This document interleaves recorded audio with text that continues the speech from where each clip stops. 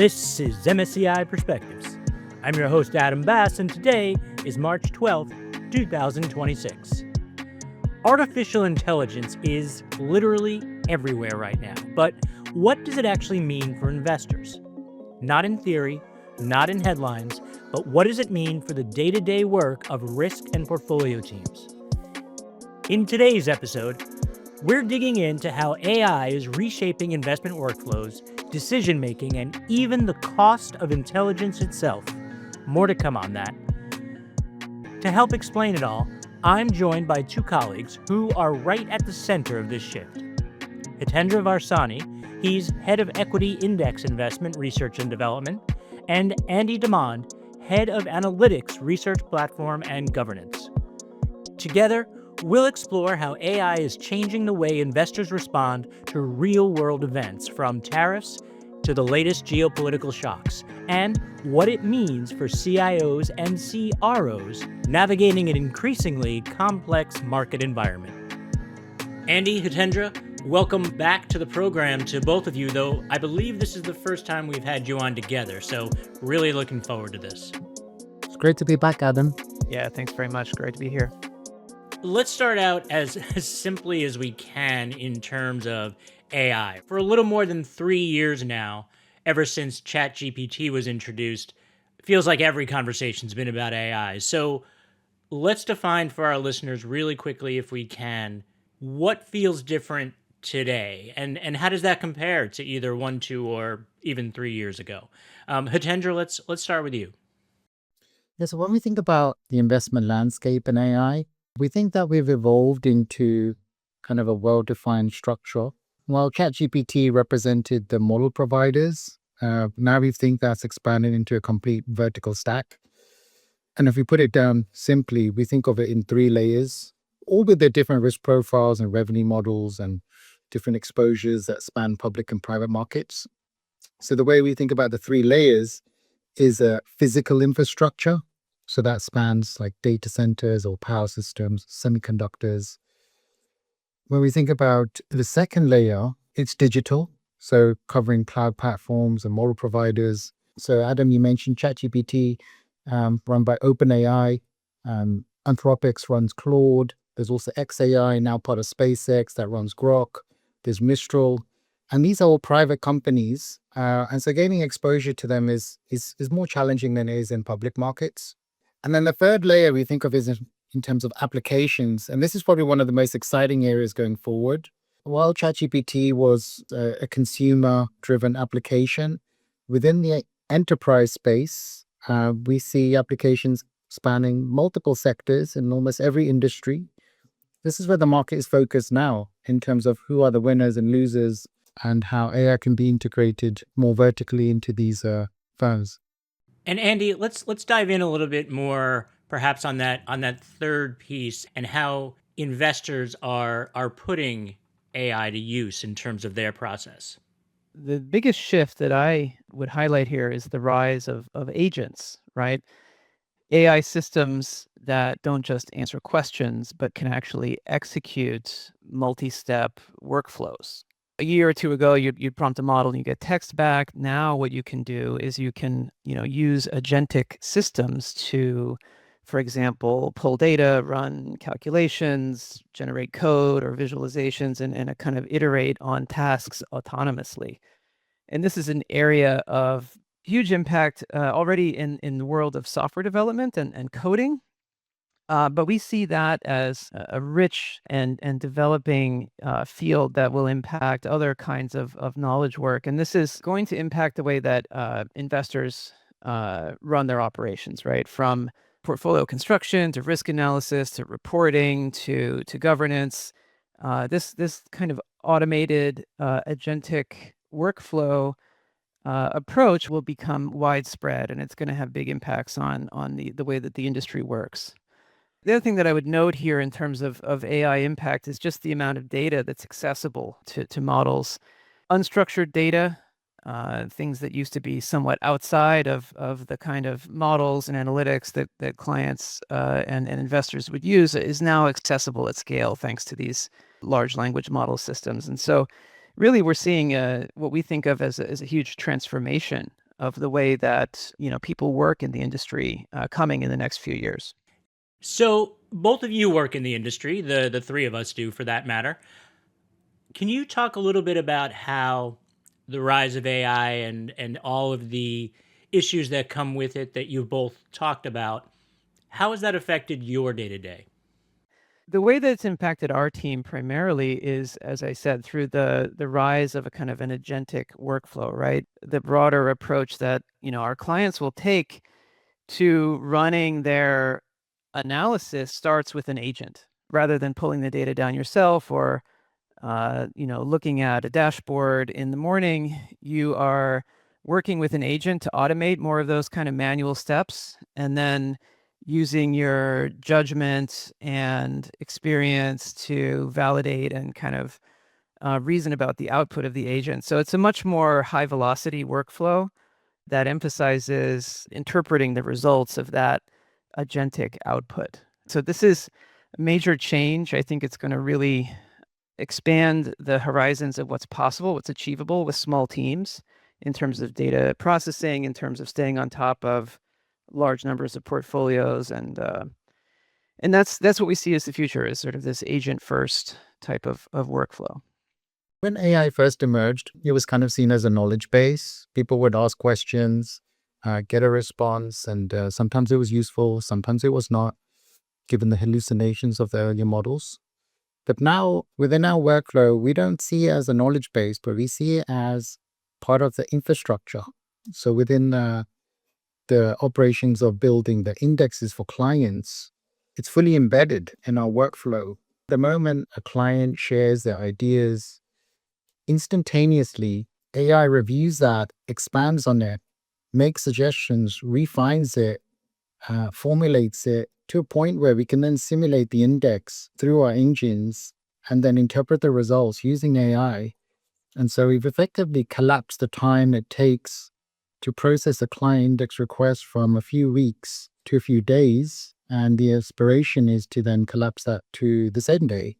AI in our workflow is essentially orchestrating many tasks, each one that used to require subject matter expert, and it's essentially automating the workflow, which benefits not only our research analysts to move up the value chain, but also benefits our clients and then being able to release products to the market much faster. That reminds me, when we were meeting prior to this recording, the concept of the cost of intelligence coming down came up. How would you define that? What does that really mean in practice, let's say for a portfolio team or a risk team for that matter? Andy, let's start with you on this one. Yeah, I think there's a couple different ways to think about that. One is that the cost of running more and more intelligent models is always falling, right? So we see this in the economics of tokens, right? How much it costs to run a model of equal power falling dramatically over time.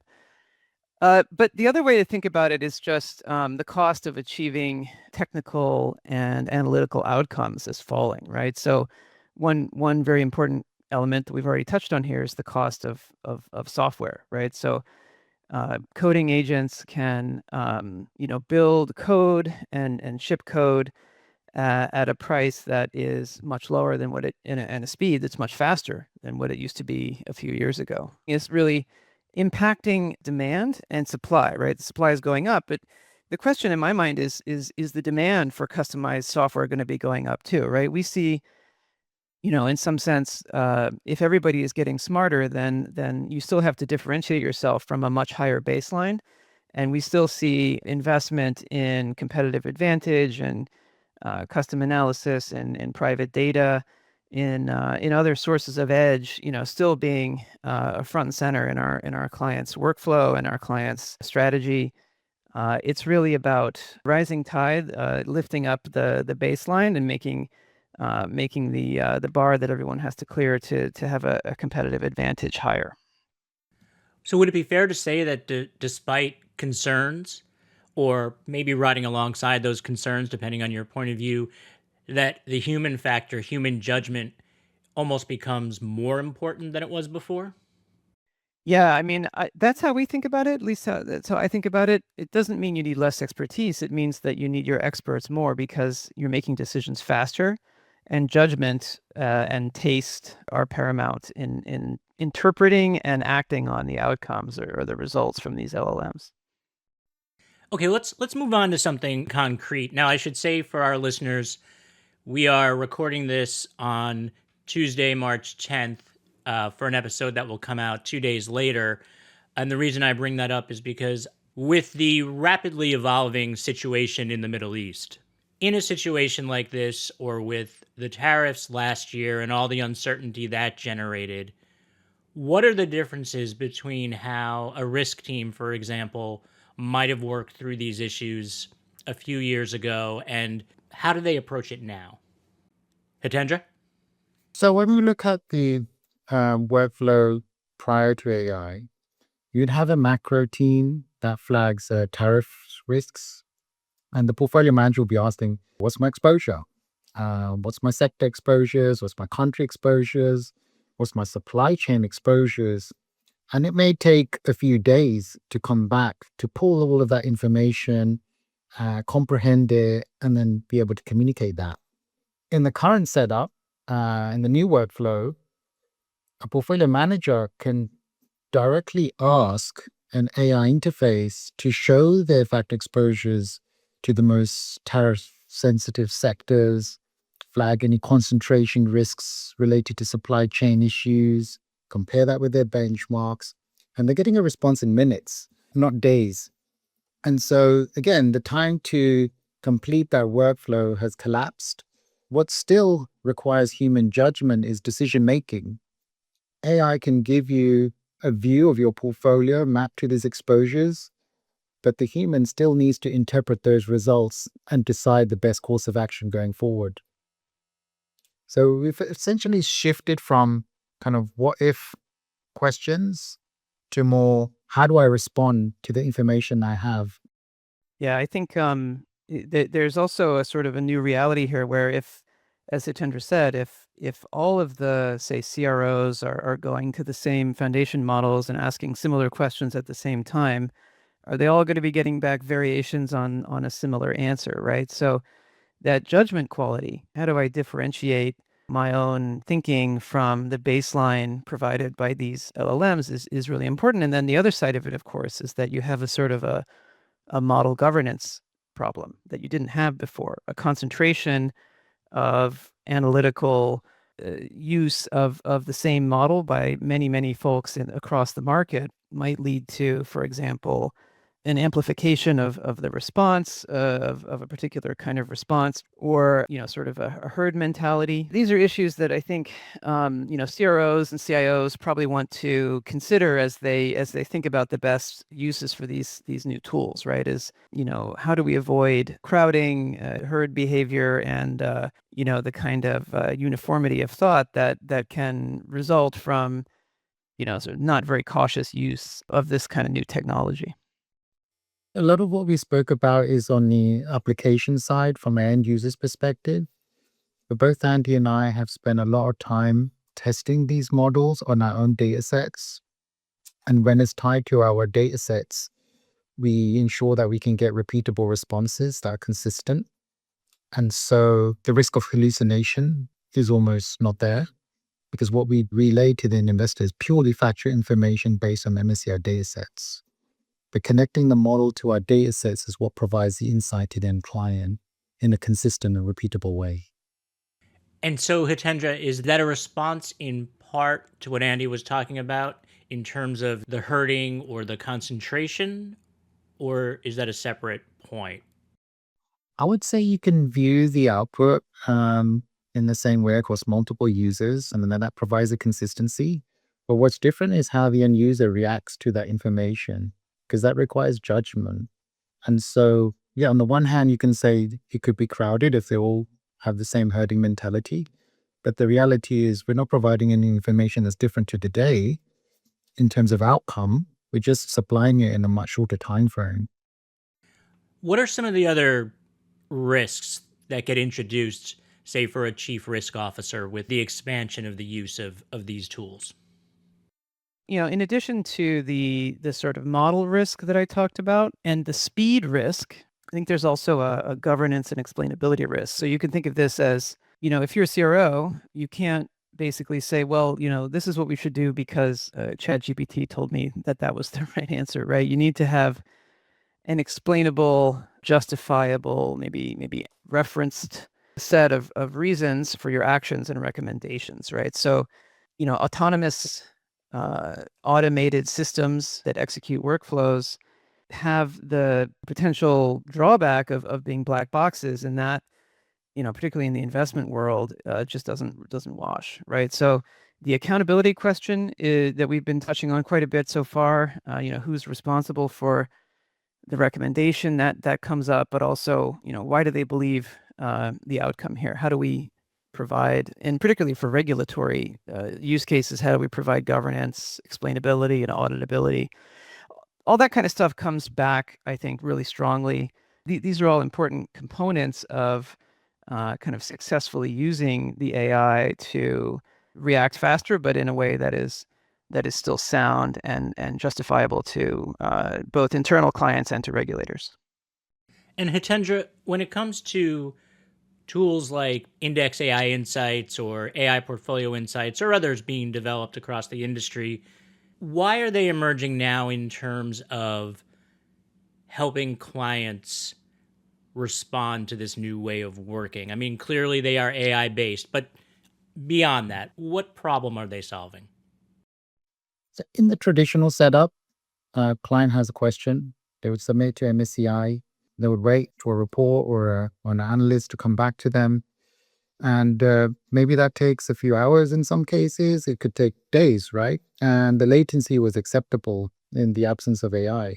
But now what's changed is given clients can get instant response from these tools, the expectations is much higher.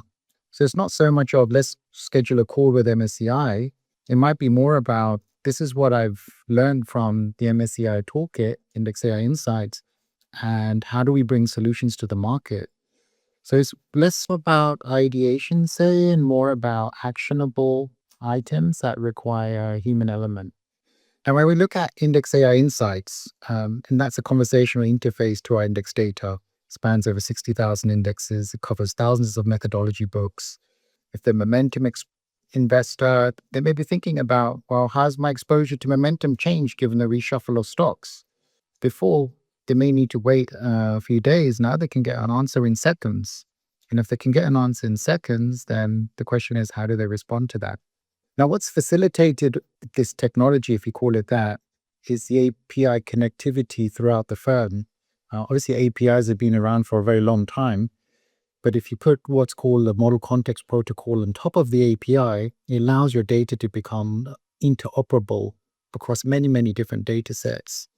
And that's where the real intelligence becomes scalable and uncovers insights that were very challenging to see when they were siloed data Hitendra, sets. I'm sorry to interrupt, but you threw out a couple of terms there at the start of that. Can you define that a little bit? API and yeah. So API, which is an application programming interface, allows the user to connect to data through programming languages. And so that's the conventional way of technologists consuming data that provides to the end user. The model context protocol is a docking station for all of your applications and all of your data sets. So effectively, by connecting it to one central hub, you then have access to all of your apps and all of your data sets through one interface. And from an MSCI perspective, that's shifting us from a, say, data provider to an intelligence layer, because we're not just applying the data, but we're allowing clients to reason with the data in real time so that they can make decisions. Thank you for that. Very, very clear. And Andy, how are in your conversations with clients, how are they reacting not just to these specific products that we mentioned, but just the integration of AI in general? Clearly they know they have to do it. I'm sure they're getting pushed and they're seeing the value, but on the ground, what does that look like? What does that sound like? What are the questions you're getting? I think a lot of what we are kind of getting questions about comes back to the sort of intelligence layer that Hitendra just described, right? So what people are asking for is just more and more the ability to combine different data sets, to combine different pieces of functionality into a more automated workflow that lets them get the answers they want more quickly, right? So this looks like, for example, hey, can you add this data set? I'd like to be able to use this kind of functionality in the AI system that I'm building. We have our own internal data sets. Can we put those together with your data to build a kind of an explanatory system that helps me connect the dots between portfolio manager decisions and return and risk outcomes? And so, at the end of the day, what this looks like is just automating more and more and more of the kind of data gathering and cleaning and collation type of activity that the clients are spending so much time on to be able to make that decision. One way that I would characterize this looking forward for CIOs and CROs, ultimately AI is not just a technology initiative, right? It's really an operating model shift. So the firms that will win, within this new AI world are not necessarily the ones that have the same teams, the same processes, and then they have AI tools to help those teams and processes work. It's more about the ones that reshape how their teams look, how their processes work, and how decisions get made, and how information flows to be more automated. It also means kind of a redeployment of people toward more judgment-intensive work, right? So these are real changes in the world that are made possible with AI, and I think that's going to be a huge differentiator in the future in terms of just the way that the investment industry operates. And Hitendra, I'll give you the last word here. If for all those who may work on investment teams, risk teams, anywhere in the industry, what do you see as the important mindset shift that they need to adopt, or just how they go about their day-to-day? I think everyone has a unique position in this new world. We're all subject matter experts in our respective fields. But when you combine that subject matter expertise with the AI tools available today, and you integrate that into your workflow and potentially orchestrate that workflow, then that allows you to deliver what you used to do in a much shorter amount of time and opens up the possibilities of scaling that to our clients and also potentially deploying it on our clients' desktop so that they get the access that we've had the privilege of building that skill over many, many years. Today's conversation highlighted something very important. Basically, AI is not just about speed or automation. It's about how investment teams actually work. From analyzing tariff impacts to understand the latest geopolitical exposure, the ability to move from data to insight in minutes rather than weeks is reshaping workflows. But as we discussed with Hitendra and Andy, it also raises new questions around model risk, concentration, and the continued importance of human judgment. Yes, it does still matter. My thanks again to Hitendra Varsani and Andy Damand for sharing their insights. In our next episode, we'll take a different lens, looking back to look forward. We'll explore how market history can help inform today's investment decisions, particularly in the context of factor investing, market cap indexing, as well as the structural shifts we're seeing across global markets. We'll ask what's truly changing and what might simply be cyclical. Until then, I'm your host, Adam Bass, and this is MSCI Perspectives. Thanks for listening.